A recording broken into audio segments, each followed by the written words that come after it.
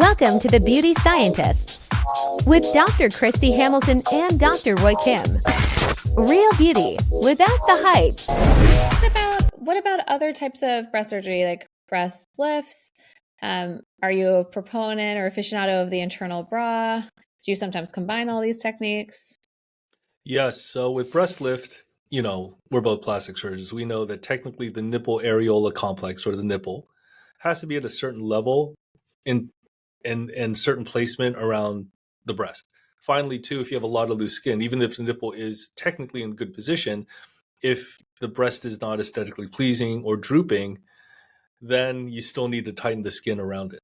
A lot of times with breast lift, we need to reposition the breast tissue.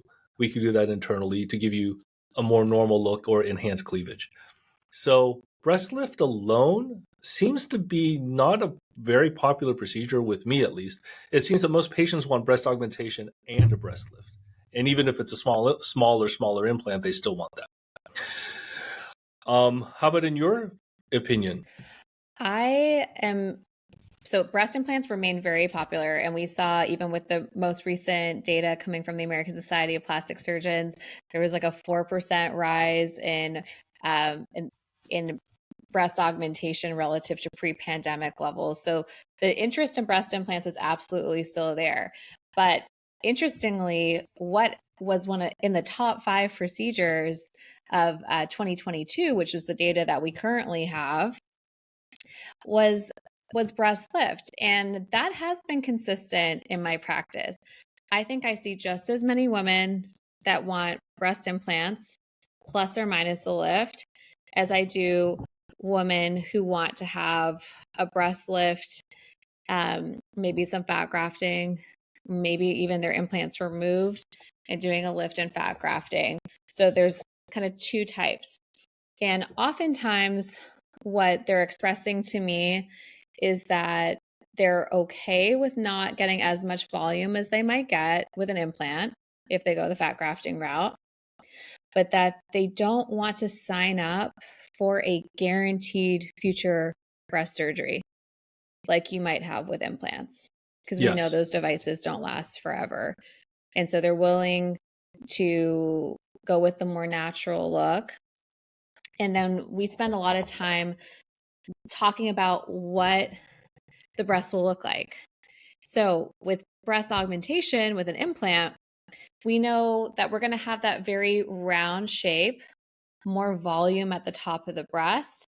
So you have that convexity.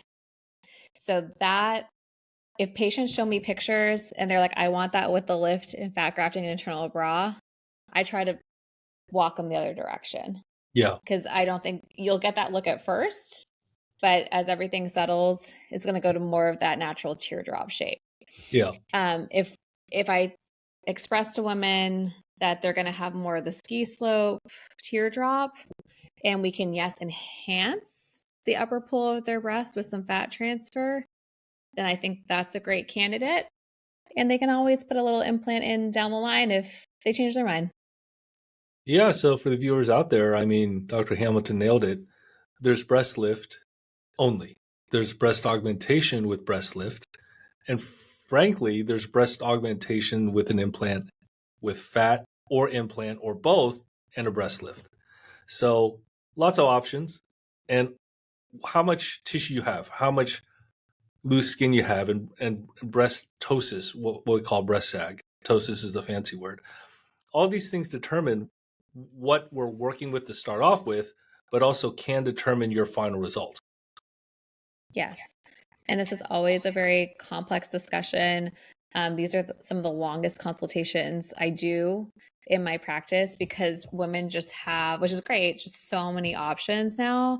So it's really a question of getting in their mind, understanding what they want to look like, and then ensuring the plan that they're choosing is actually going to be able to deliver that result. Thank you for joining us on The Beauty Scientists. Be sure to visit thebeautyscientists.com and learn more about modern beauty and connect with Dr. Hamilton and Dr. Kim.